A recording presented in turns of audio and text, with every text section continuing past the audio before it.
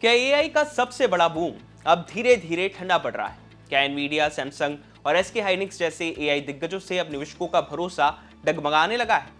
और सबसे बड़ा सवाल, क्या इस वजह से विदेशी निवेशकों का पैसा अब फिर से भारत लौट सकता है? क्योंकि इस साल विदेशी निवेशकों ने भारतीय शेयर बाजार से करीब 1.92 लाख करोड़ रुपए निकाल लिए और ज्यादातर पैसा गया एआई केंद्रित स्टॉक्स में। लेकिन अब एआई ट्रेड में पहली बार थकान के संकेत दिख रहे हैं। दक्षिण कोरिया का शेयर बाजार बुरी तरह से झूल रहा है और दुनिया के बड़े निवेशक अब नए मौके तलाशने की बात कर रहे हैं। तो क्या दलाल स्ट्रीट के अच्छे दिन लौट सकते हैं?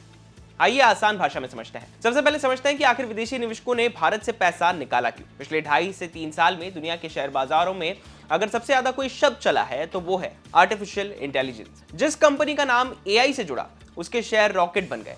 एनवीडिया दुनिया की सबसे बड़ी कंपनियों में शामिल हो गई।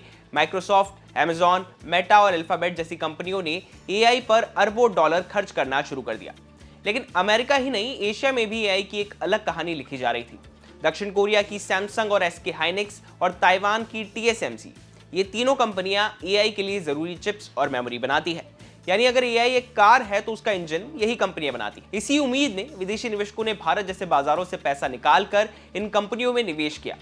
अनुमान है कि सिर्फ 2026 में विदेशी निवेशकों ने भारतीय शेयर बाजार से करीब 1.92 लाख करोड़ रुपए निकाल लिए हैं। लेकिन अब कहानी बदलती हुई दिखाई दे रही है। दक्षिण कोरिया का प्रमुख शेयर बाजार कोस्पी, जो कुछ समय पहले रिकॉर्ड ऊंचाई पर था, अचानक करीब 18% तक टूट गया। बाद में जरूर उसमें तेज रिकवरी देखने को मिली, लेकिन इस उतार चढ़ाव ने एक बड़ा सवाल खड़ा कर दिया कि एआई से जुड़े शेयर जरूरत से ज्यादा महंगे हो चुके हैं। अब यहाँ पर एक दिलचस्प बात आती है।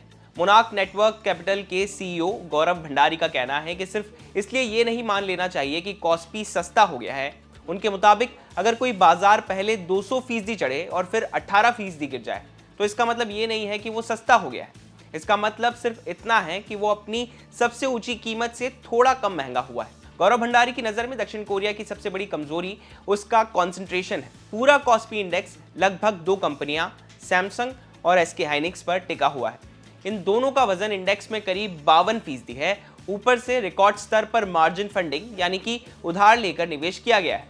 ऐसे में जैसे ही एआई शेयरों में मुनाफा वसूली शुरू हुई, गिरावट और तेज हो गई। उनका कहना है कि ये किसी सस्ते बाजार की नहीं बल्कि जरूरत से ज्यादा कंसंट्रेशन और लेवरेज की कहानी है। अब सवाल उठता है कि क्या कोरिया से निकलने वाला पैसा सीधे भारत आएगा? इस पर आनंद राठी शेयर की एसोसिएट डायरेक्टर तन्वी कंचन की राय थोड़ी अलग है। उनका कहना है कि ऐसा बिल्कुल जरूरी नहीं है कि कोरिया में गिरावट आई और पैसा अपने आप भारत वापस आ जाएगा। उनके मुताबिक फिलहाल जो बिकवाली दिख रही है उसका बड़ा हिस्सा पोर्टफोलियो रीबैलेंसिंग का है। यानी कई ग्लोबल फंड मैनेजर्स सिर्फ अपने पोर्टफोलियो का संतुलन बना रहे हैं, पूरी तरह बाजार छोड़कर वो भाग नहीं रहे। लेकिन तन्वी कंचन भारत के लिए उम्मीद भी जताती है। उनका कहना है कि अगर आने वाले समय में एआई पर हो रहा भारी भरकम खर्च अपने मुताबिक कमाई नहीं दे पाता और निवेशक के सवाल पूछने लगते हैं कि अरबों डॉलर खर्च करने के बाद मुनाफा कहाँ है, तब दुनिया का पैसा नए बाजार तलाशेगा और भारत उन सबसे मजबूत विकल्पों में शामिल हो सकता है। लेकिन आखिर क्यों? क्योंकि भारत की कहानी एआई पर नहीं है बल्कि घरेलू अर्थव्यवस्था पर टिकी हुई है। यहाँ हर महीने एसआईपी के जरिए लगातार पैसा बाजार में आता है। बैंकिंग, इंफ्रास्ट्रक्चर, कंजम्पशन, फार्मा और आईटी जैसे कई सेक्टर मिलकर ग्रोथ दे रहे हैं। यानी भारत की कमाई सिर्फ एक सेक्टर पर निर्भर नहीं है। यही वजह है कि गौरव भंडारी भी भारत को ज्यादा टिकाऊ बाजार मानते हैं। उनके मुताबिक भारत में रिटर्न भले ही हर साल सबसे ज्यादा ना हो, लेकिन यहाँ की ग्रोथ ज्यादा संतुलित और टिकाऊ है। तन्वी कंचन एक और अहम बात कहती है। उनके मुताबिक इस समय Bharat global emerging market portfolio में पहले के मुकाबले अंडर ओन्ड है, यानी विदेशी निवेशकों की हिस्सेदारी हल्की है। इतिहास बताता है कि जब किसी बाजार में विदेशी निवेश कम होता है और फिर हालात सुधरते हैं तो वापसी भी काफी तेज हो जाती है। यानी अगर एआई ट्रेड की चमक थोड़ी भी फीकी पड़ती है और भारत के कॉर्पोरेट नतीजे मजबूत रहते हैं तो विदेशी निवेशकों की वापसी की संभावना बढ़ सकती है। लेकिन इसका मतलब ये बिल्कुल नहीं है कि एआई खत्म हो गया है। एआई पर खर्च अभी भी रिकॉर्ड स्तर पर है।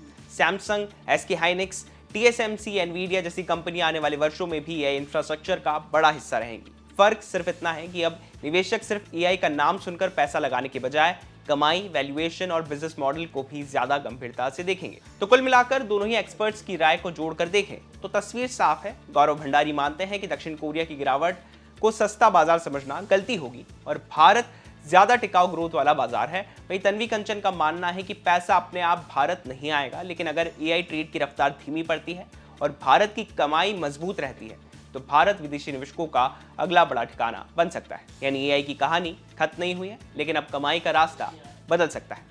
आखिर में आप भी अपनी राय हमें कमेंट सेक्शन में जरूर दें कि आपको लगता है कि विदेशी निवेशकों का पैसा फिर दलाल स्ट्रीट की ओर लौटेगा या एआई का सुपर साइकिल अभी कई साल और चलेगा। बिजनेस जुड़ी बाकी तमाम खबरों के लिए आप देखते रहिए विस्तार।